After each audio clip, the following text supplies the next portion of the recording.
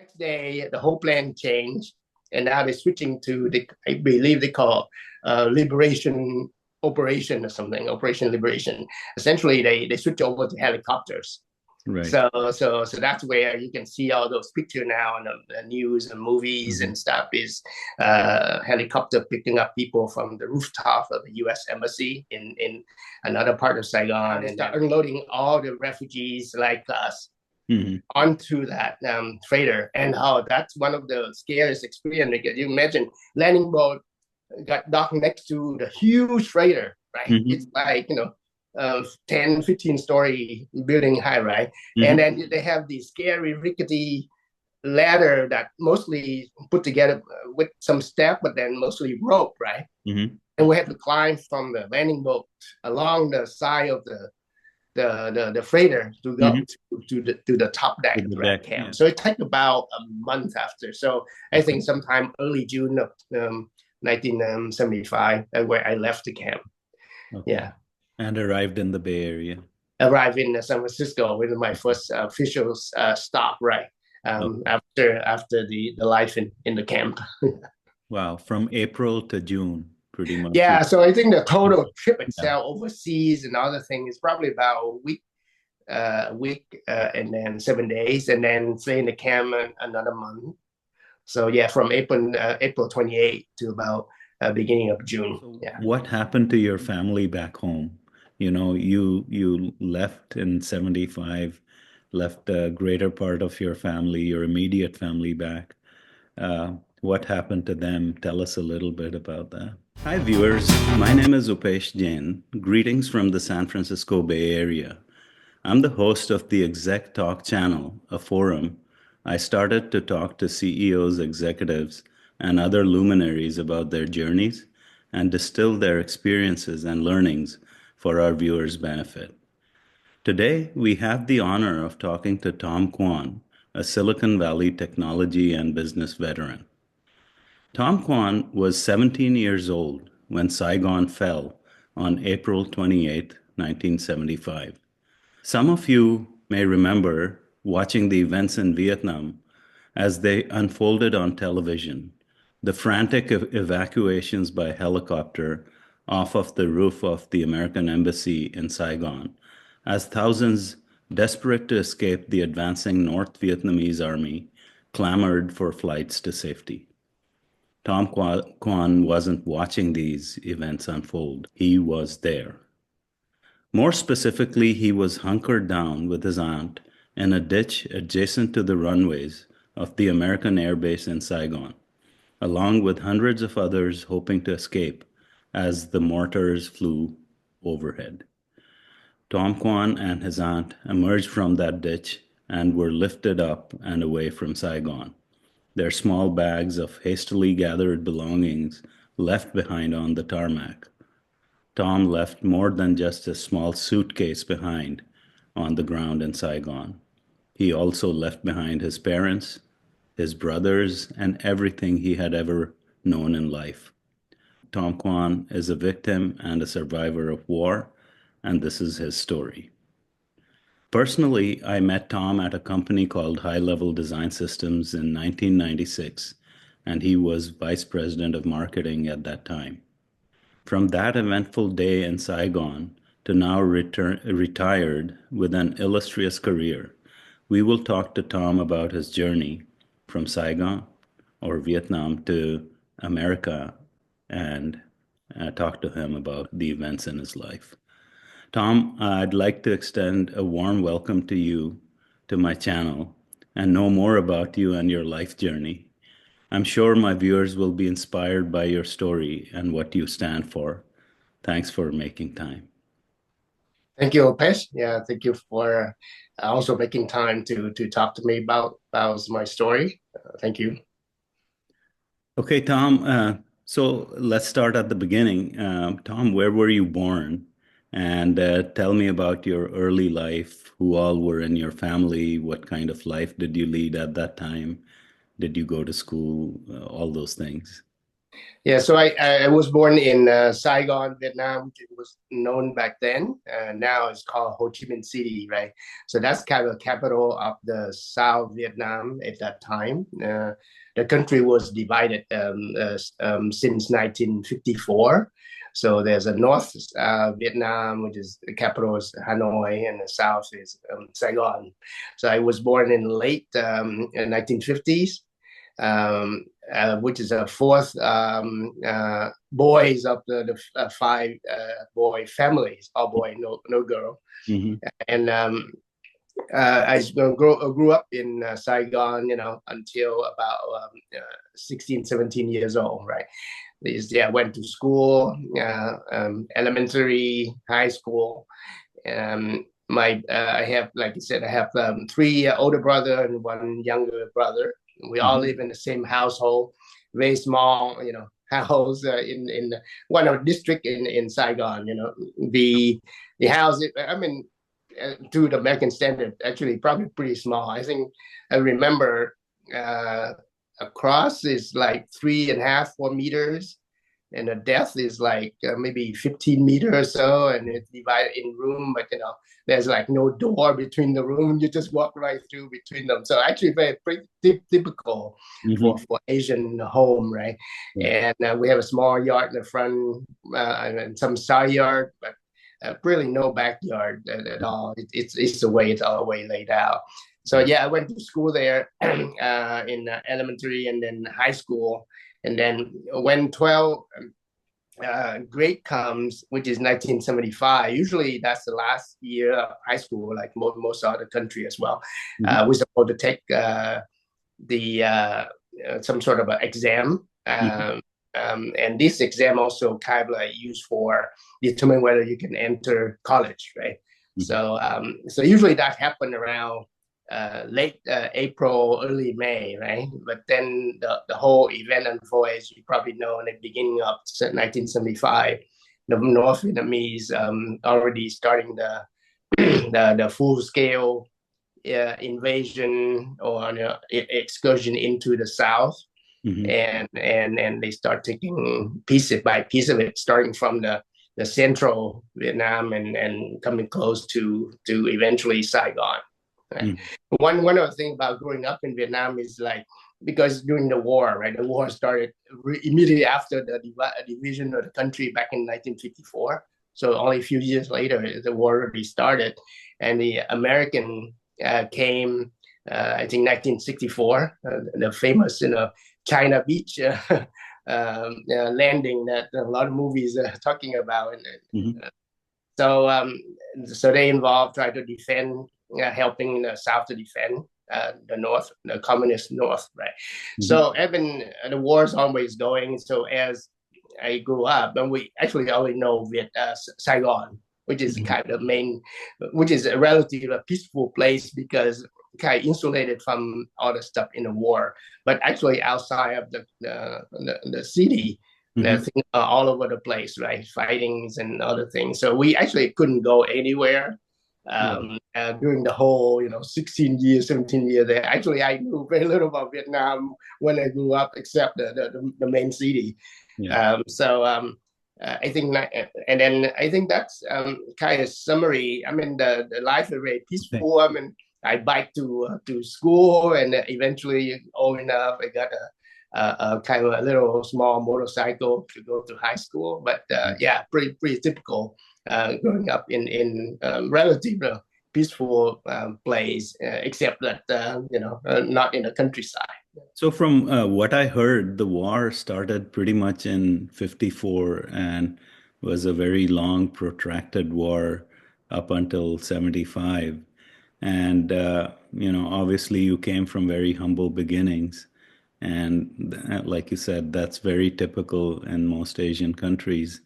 So, what was the sequence of events that led you to evacuate Saigon? So there was Yeah, fighting all around you. In fact, some of your brothers, I'm told, were serving in the army. So yeah. what impact did that event have on you? So first, what sequence of events led you to evacuate Saigon? And then what kind of impact did that have on you? Yeah, so I think, like I mentioned earlier, in early 1975, I think I turned 17, right? So, I guess that's counting the year. If you're counting the date on the month, it's still about 16, right? So the North Vietnamese started an excursion into the south, and then eventually a full-scale invasion. The One of the thing, the American, I think, already have planned to kind of like withdraw fully from the country. Mm-hmm. And I think this is part of the 1972 Paris Accord, Okay. where they eventually hand over the full defense of the country to the South Vietnamese army, right? Mm-hmm. And they say, hey, okay, we're done. We're helping you, but we're not involved directly anymore. And they start withdrawing a lot of troops already, right? But probably that's the one that where they trigger the North to say, hey, this is a chance, right?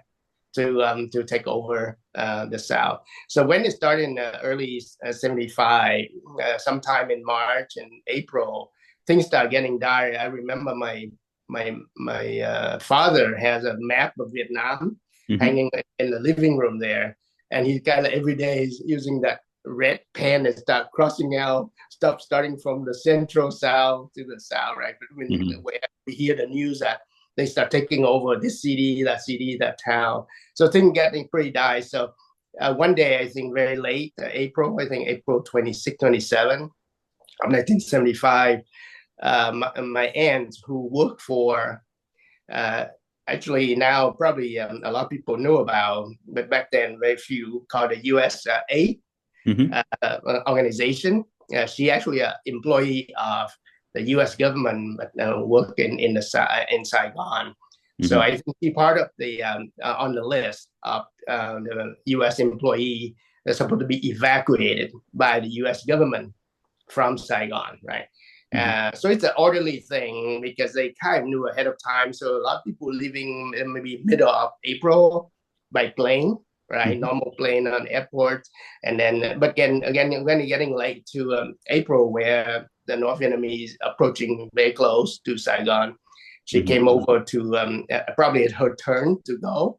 So she came over to my house and asked the family that okay, who want to go with her, because apparently she would be able to carry to bring a few relative with her, right? Okay. So I mean, my father and my mom, my mother look around, and my oldest brother is in Air Force, so he's somewhere in the central Highland, not having been able to come home yet.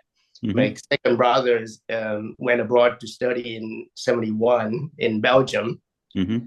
And my another brother actually went to Vietnam Marine Corps. Mm-hmm. He actually passed away only a few months before this whole event happened in the central region as well. So that's another story. But and Mm-hmm. then my younger brother is about 5 years younger than me, and he's just starting kind of like somewhere in high school, right? Mm-hmm. And he has a lot of issue in terms of health. So they look around, and I'm at the drafting age, right? Where Yeah. if I stay, there's might be good drafting to the army or Mm-hmm. someplace. So my parents say, okay, take this guy. So that's it. I mean, it's very very like impromptu, no planning, no nothing, Mm-hmm. right? Yeah. And then so and the next day, I think my aunt came back on a bus, and this is an official bus from the U.S. Embassy probably, or U.S. government. Mm-hmm. And then I got on, and then they started driving to the airport. Okay. Yeah, So she also lived in Saigon, right? yeah. She also lives Saigon, not Okay. too far from us. I think about Okay. 15 minutes by bike. I remember. Yeah, Okay. yeah. And Okay. I remember. You remember when we were on the bus, and then Mm-hmm. all the curtain are drawing, right, so nobody can see Mm-hmm. in, but nobody can see out. I can pick out the little curtain, and along the way to the airport, I can see starting happening.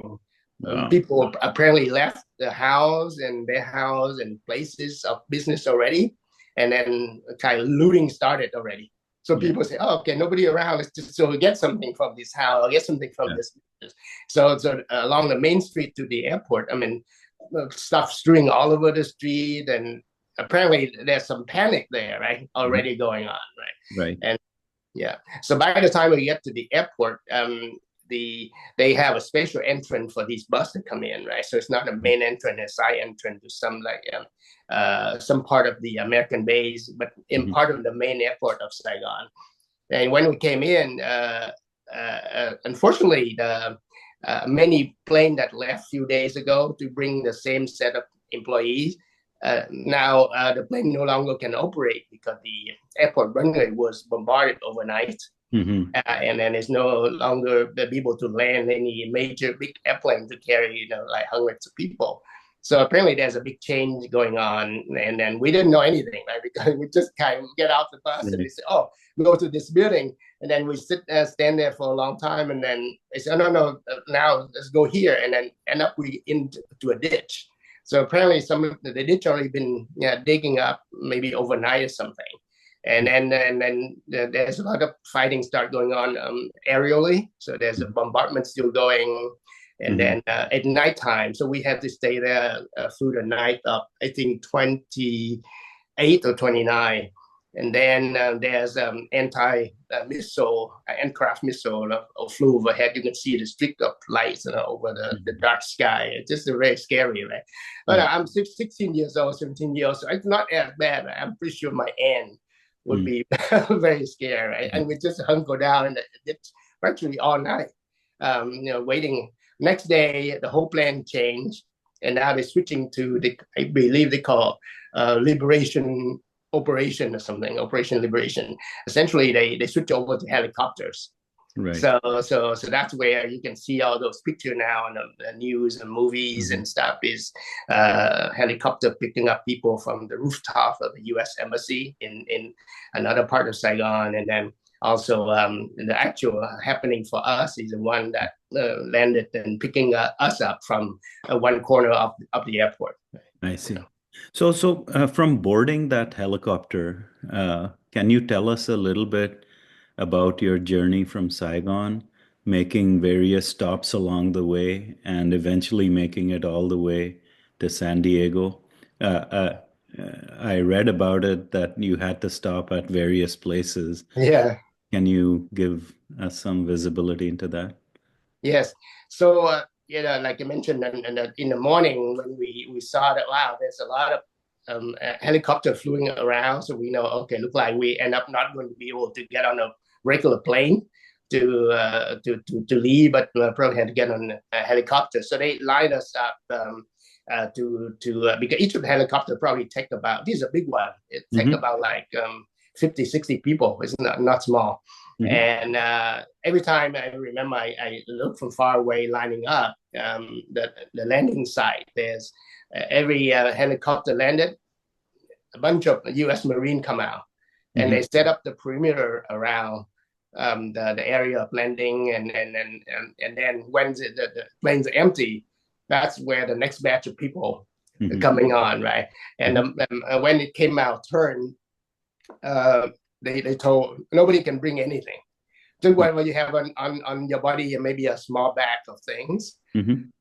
So that we throw everything on, luggage, everything behind, and get on the helicopter. My aunt get on it too. She also have a little kind of purse with her, with whatever essential she can kind of pull together from other luggages, right? Same thing for me. And so for some reason, I have a little briefcase that I carry. Believe it or not, a lot of them is in mostly paper, and I still have it today. Some of those certificate from various classes in high school that in that briefcase. So that kind of interesting. Mementos, yeah. Yeah, so they really just my clothes and my shoes, and that's it. I got on a plane, and everybody packed on it, and they took off. And you can see as I took off, a bunch of other helicopter coming down, right, to pick up the other people. It's just amazing sight, even from the ground or up in the air. You can see all the helicopter flying. I think eventually when I read up about it, it's about 200 of them total. But they take turn, right? Go from the Saigon to the 7th Fleet, that station right off the South China Sea outside of Vietnam. So that's about an hour to get to the first aircraft carrier, which is Okinawa, and yeah, and they put us they take us down there. We just kind of standing on the deck of the aircraft carrier, and man, it's kind of like my first experience outside of Vietnam. Actually, my first travel experience on my whole childhood, right? Right. And it's kind of both scary but both exciting at the same time. Standing on the deck with a bunch of other people, I felt like we as a human is so small, right? As a human, I already small compared with the aircraft deck, right? Aircraft carrier deck. But then the aircraft carrier itself is the middle of the sea, right? With like hundreds of other little ship, which is not little, it just look little, right?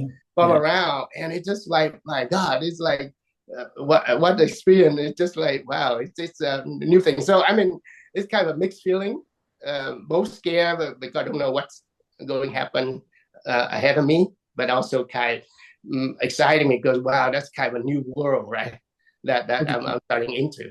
So Tom, where was this aircraft carrier stationed? I mean, I think it's probably about, I don't know how far from the coast of Vietnam, but it took the helicopter about an hour to fly from Saigon to that, right? And then you can see all the helicopter landing as well to unload people. We actually didn't stay there very long because they don't have enough room for us on the deck or under all these other deck area.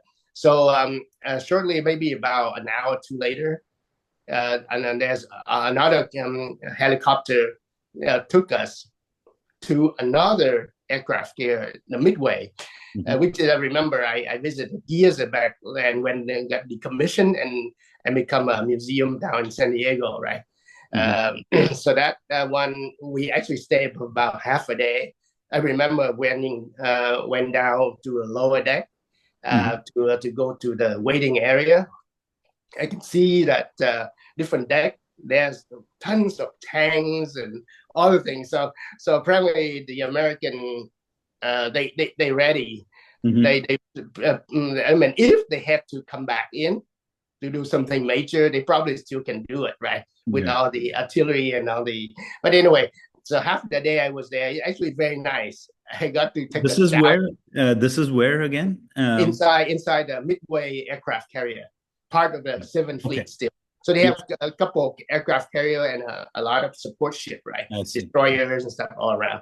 So I was there, so I got to take a shower in the officer, shower hall, and then have a little mess hall there for officer. We got a very good food, so I said, "Wow, this is great, good thing."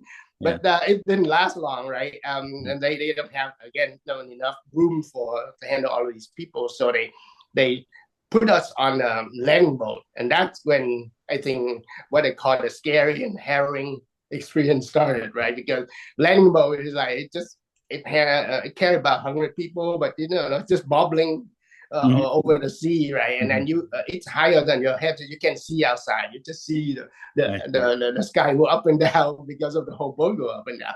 And they actually apparently what they did is they flagged down a big empty freighter on the way to, I believe, the Philippines.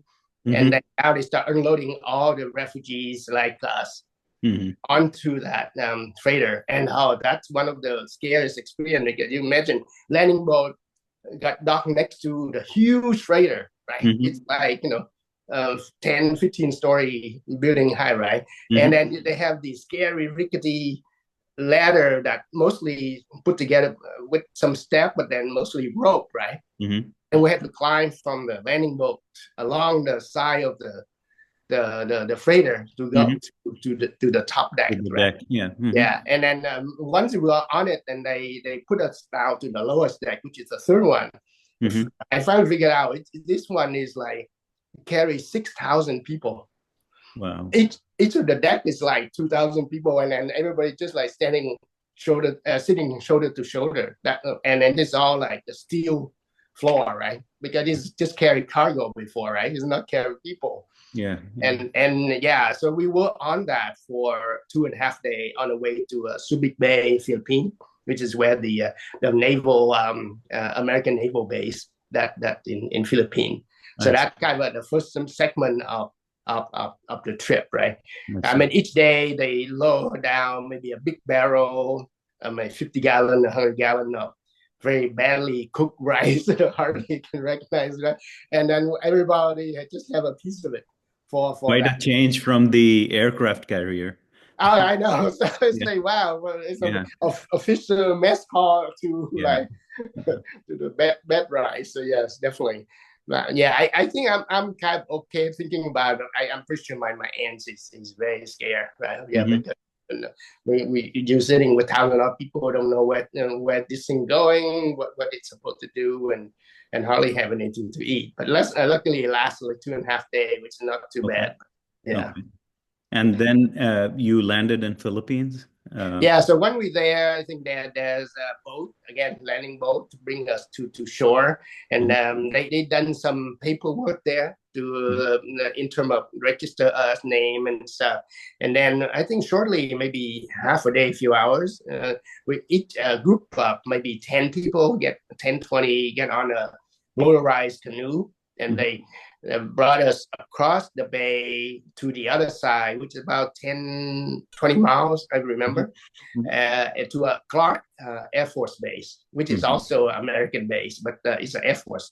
And that's where we get on a transport plane. I remember it's like C-130, and one a big boat. And I mean, again, it's mainly carry cargoes and stuff. So everybody essentially sit on the floor, and there's a strap running from the front of the plane to the back plane. Everybody just hold on to the strap like that when they take off and land, right? And no business class there. no class. Just one sitting on the floor class. And then they flew over from there to Guam. I'm probably take a couple hours, right? So Guam is a first American territory that we landed. Nice. And then we also went they took us into a barrack, a set of barracks, probably some base of American there, and then they're processing the paper. And that's where actually we all got first our official social security number. We didn't even know what it is, right? We just see a number. And they gave us the status of kind of temporary permanent resident right there. Because at that time, whatever refugee come from the war that in Mali, they got that status. It's almost like asylum, right? Asylum, political asylum, right? Yeah. So, I mean, there are a lot of famous Vietnamese officer and government official actually end up sleeping at the same barrack like me for 1 or 2 days. The vice president of the country and a couple of big, secretary of different department of the countries all there. So, so we there for I believe a day or two, and then they process us, and then a group of us, maybe a few hundred, get on the official Boeing 747, right? I remember still the airline back then, which is no longer now, is a Transworld Airline, TWA. Okay. And they flew all the way from Guam to eventually when they landed, and I later found out is I think Marine Air Base in San Diego. There are different names for it, but I think El Toro, San Onofre, something like that. And then and this is when we landed in the middle of the night, right? So they didn't see anything. And when we get out of the plane and get on the bus, which is a bunch of them, right? There's about 10, 15 different buses there, big one.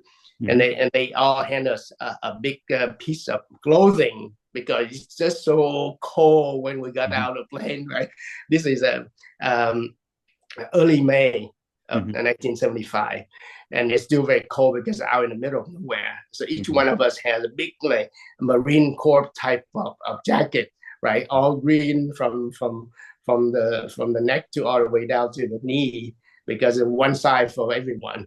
So and then we get on bus, and when we stop at the other end, we got shoved into a big tent. So in the morning when we got out, that's where we saw, oh, okay, this is like a big camp, right? Of makeup tent that the Marine put together last few days to take all these people.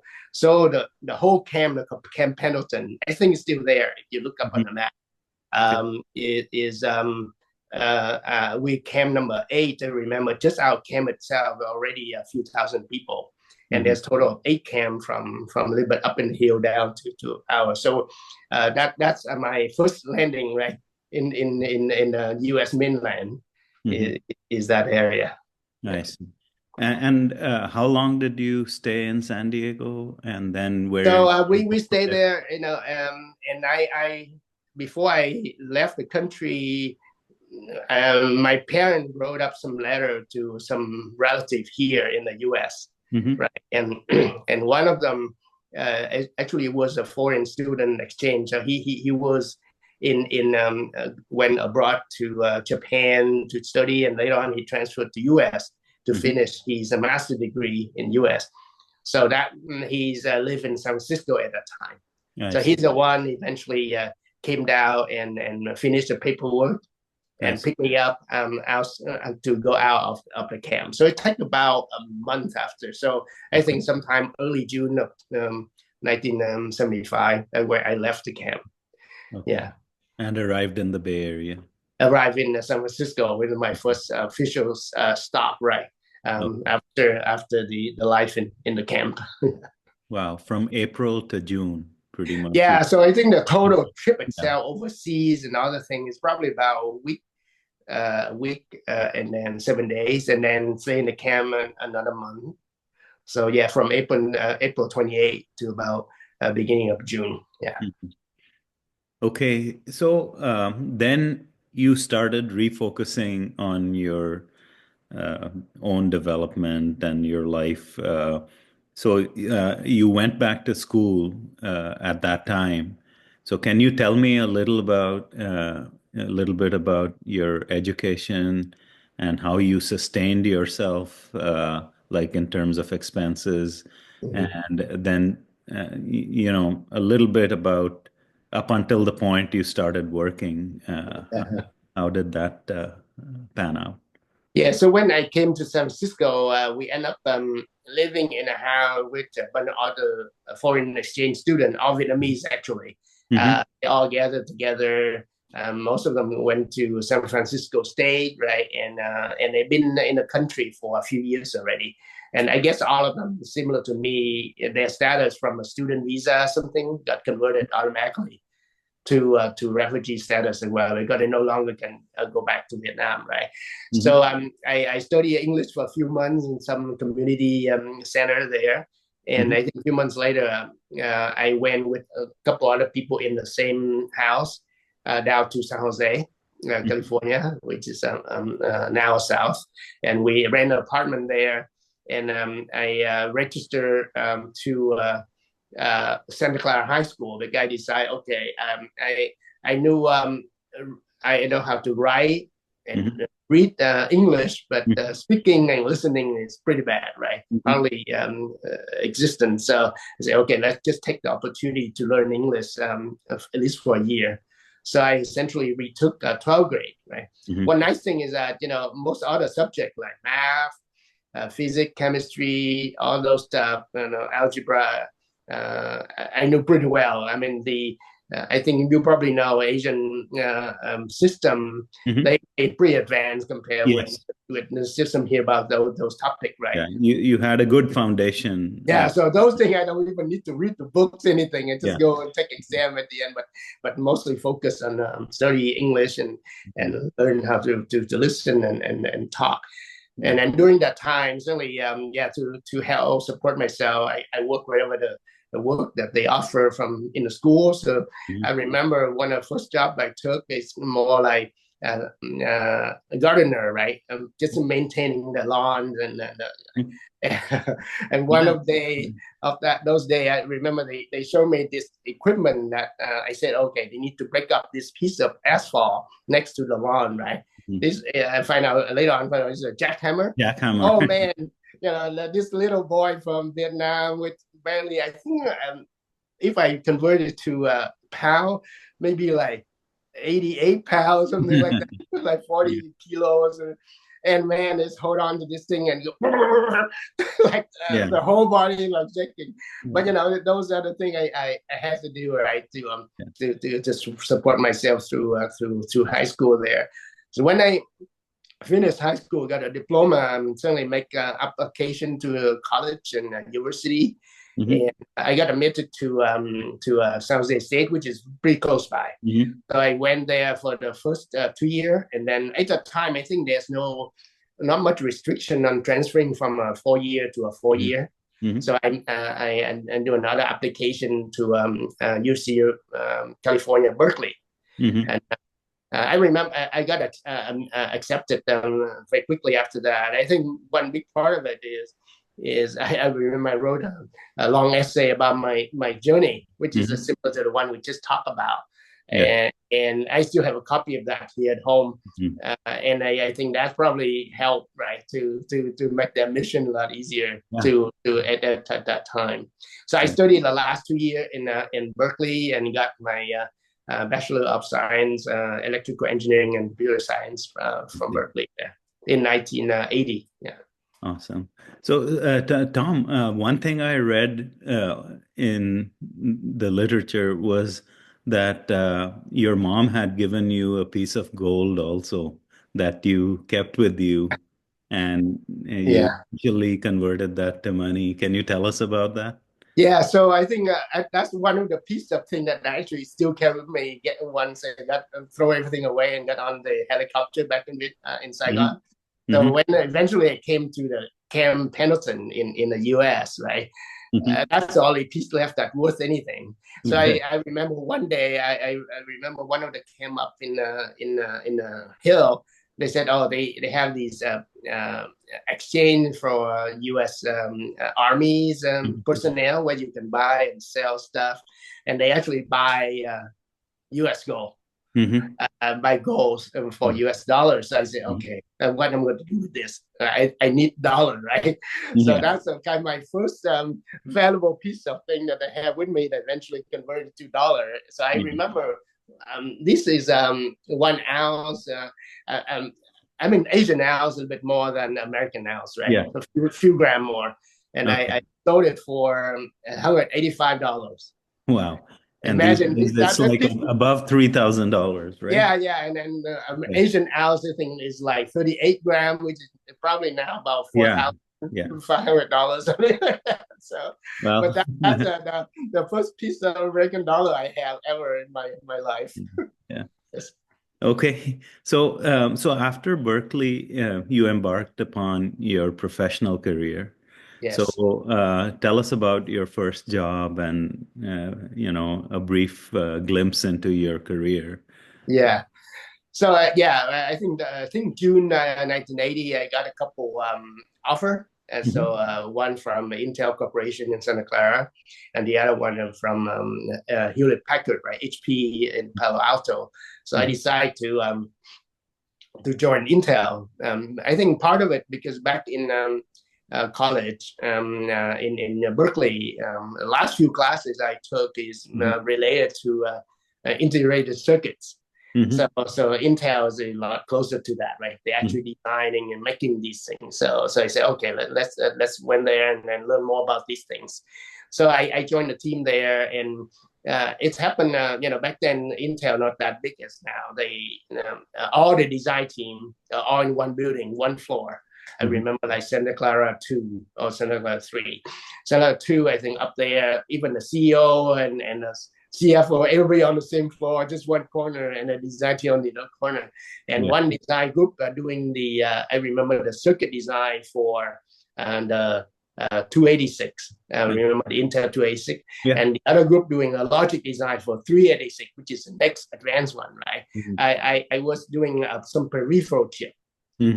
For those systems, because eventually those CPU they got put together with like the UART, the communication chip and all different kinds. So I designed one of those sense amplifier for one of the peripheral chip there, doing circuit design, a little bit of logic design, do a lot of simulation and all that stuff. And that's where I learned about spice and a bunch of other things there. But the nice thing experience there is I'm able to start from that. Another way to send the design to manufacturing and receive the actual wafer back, watching them scribe and saw them, and then doing wafer sort, right, and then and cut and sort them after packaging it, testing it. So we'll go through the whole thing. So it was a very, very nice experience. Yeah, and then I think a few year later, I think about 5 years later, because I'm using a lot of these simulation, so I thought, well, there's a lot of improvement can be done here to help the circuit designer to do a better job in the simulate stuff and be able to analyze what's going on in the circuit. So that's my first big decision is to switch from circuit design designer into more on the software side. Okay. Where we're actually working on some SPI simulator and the environment about the SPI simulator to help the circuit designer do a better job in analyzing the circuit. So that's essentially a official switch from a chip designer going to a computer added engineering, like CAE at that time. And then so I started my career in CAE, CAD, which is now generally called Electronic Design Automation, EDA, until much later, where moving from application engineering to the management of the team, and then I eventually switch over to technical marketing, and then product marketing, and eventually, mainly the marketing for the rest of my career. Yeah. And you worked for companies like, could you name a few of the companies? Yeah, so after the first few small ones that work on the CA tool, eventually I joined Cadence, which is I spent the longest time there.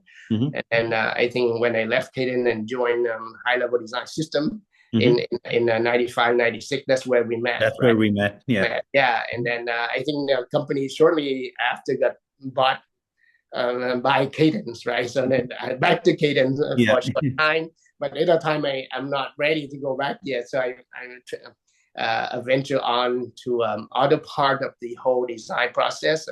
First start from simulation front end and move more into back end, doing place and routes and verification, and then eventually I joined I went back early in 2000, went back to the Cadence for a couple of years to work on some corporate strategies and mix analog digital project.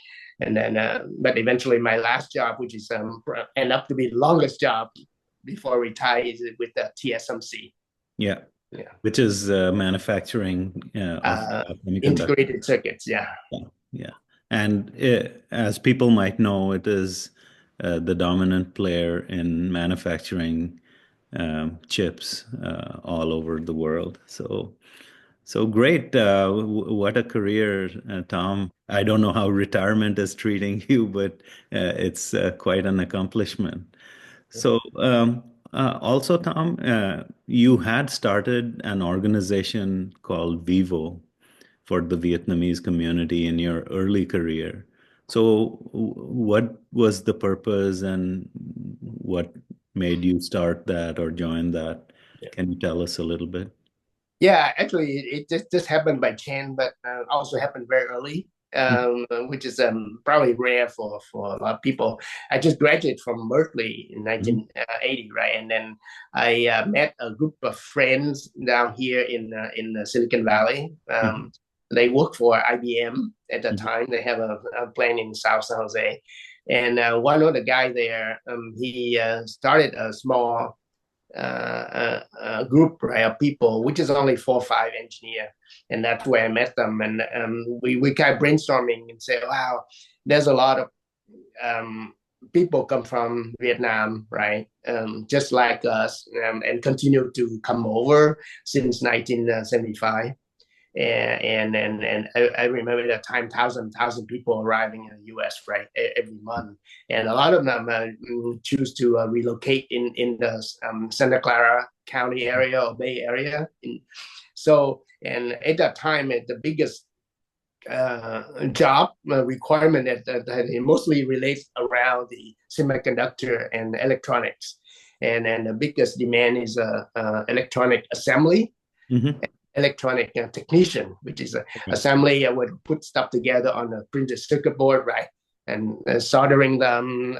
Technician is to maybe debug and fix things, right? Mm-hmm. So, and then every company like hiring like crazy, and they don't have enough people. So we said, wow, let's take the chance to teach these newcomer Mm-hmm.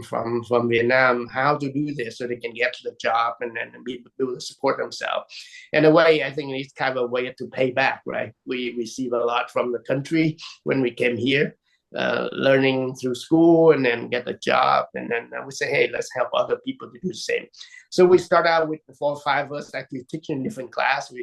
I remember we advertised in a local newspaper and people sign up. Eventually, you don't have enough room. We had to rent a bigger room and just blossom from there. And I think from 1980 to 85, we start growing from 4 or 5 of us, right? Mm-hmm. Into maybe a team of 10 people with other, mostly volunteer, right? Engineer to teaching Right. these happening. We buy a lot of equipment ourselves, like the soldering iron and all the stuff, Mm-hmm. and to teach people. But eventually we learn how to apply for grants. Because Mm-hmm. at the time, I think the federal government, the state government, even down to the county and city government, they have different grants to help educate these newcomers so they can become a more productive citizen of society quickly, so they don't have to rely on welfare and other kind of government support, right? So that's where we get those grants, and with those grants, we rent bigger place, we hire actual support staff, and do all kind of these classes. I remember in eventually in 2005, which is 25 years later, we have a big celebration of 25th anniversary of Vivo, the Vietnamese Volunteer Foundation. That's an organization Wow. called. And at the time, we think we counted, we probably serve about 50,000 people Wow. during that span of time. So a few thousand a year. So it's a Yeah. pretty satisfying experience for me. I mean, again, 100% volunteer. I don't got a dime out from it, and we took off from work early sometime to do this. Mostly work at night, and then weekends. But I think it's a good way to pay back to the society and Yeah. to have. So it was influencing lives and giving back to the community in some ways, right? Yes. Okay. Wow. What a journey, Tom, both personally and professionally. So what do you think out of when you look back, what do you think are your key values and strengths that make you who you are and that have helped you in your lifetime?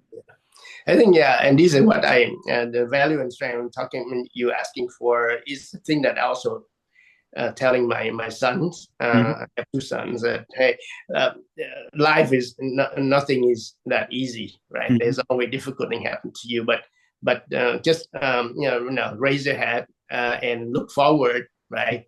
Mhm. And plan things out and try to follow your plan. Thing will work out, right? Right. And the last thing is also remember to give back. Yeah, along the way you take in a lot, you receive a lot, but you need to also spend time to give back, right? Whatever you can. Wonderful. Yeah.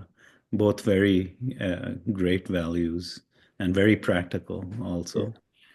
So, Tom, one question that's lurking in my mind is so what happened to your family back home?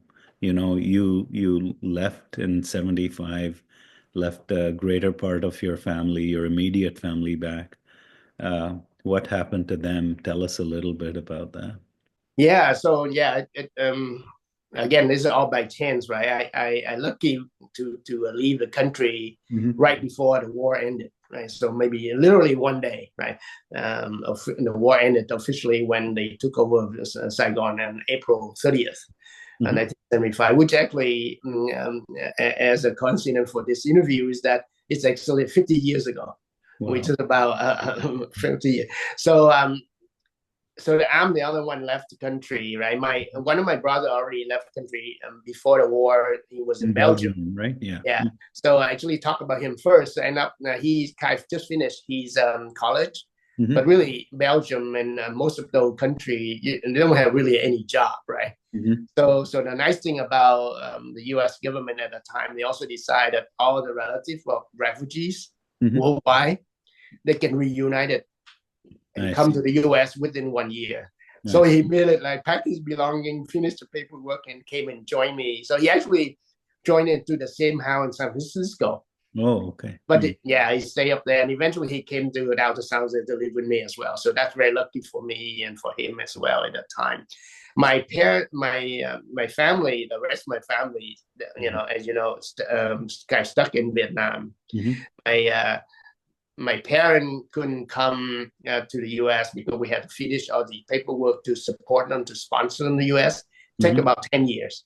Wow. So they lived from 75 in the communist regime until 1991 Mm-hmm. and come to the US. And then my oldest brother, he because he's in the Air Force, when he came back to Saigon and meet the family, he got arrested, right, and then sent to a re-education camp for like 3-4 years. Mm-hmm. And when he got out, he and my youngest brother tried to escape, right, Mm-hmm.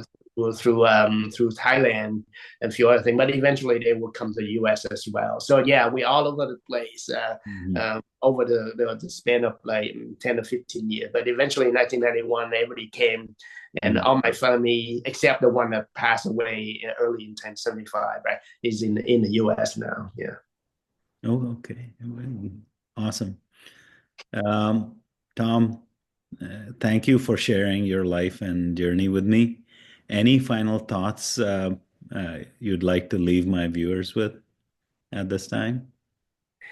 I think for me, from a career perspective, I Mm-hmm. think just follow your heart and try to explore and try to find things that excite you and Mm-hmm. make you feel really want to do something for the betterment of humanity, and that's what I think how you should follow your career, right? And certainly when you have enough, make enough, try to start to give back, right? Yeah, Don't, sure. don't need to wait, right? And for me, I'm lucky I'm able to give back even my time or money or other means very early in my career. Mm-hmm. But if you wait until retirement to do that, that's okay too, right? Yeah, Yeah, yeah, but to give back, okay, I think that's how you can complete the whole cycle of life, right? To be yeah. able to bring a betterment to everybody. Awesome. Tom, I really appreciate you and acknowledge you for making time for me and my viewers, who I'm sure will be motivated by what you did. I wish you the best of luck for future endeavors and your retired life. Please stay in touch and take care, and thank you.